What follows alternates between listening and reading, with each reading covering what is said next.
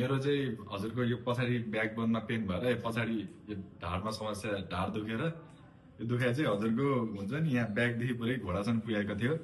यो खुट्टा मेरो हुन्छ नि चल्न नि मिल्दैन, लाइक हिँड्न नि गाह्रो भएको थियो। अनि मैले चाहिँ हजुरको यहाँको बारेमा चाहिँ गुगलमा सर्च गरेर आएँ सुरुमा। यस्तो यस्तो पेन छ, कहाँ जाऊ भन्दा चाहिँ मैले सिएमसीमा चाहिँ मलाई रिकमेन्ड आएको थियो गुगलबाट। अनि डाक्टर सरोजसँग भेट भयो। उहाँले चाहिँ नसा च्यापेको हो, त्यही भएर यो पेन चाहिँ खुट्टासम्म पुगेको भन्नुभयो।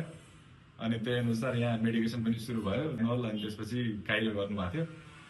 अनि हजुरको तर त्यो म्यानुअल प्रोसेस रहेछ त्यसको, त्यो गर्दा गर्दा चाहिँ पछिल्लो हजुरको मलाई चाहिँ अलिअलि कम पेन फिल भएको चाहिँ 6 दिनपछि।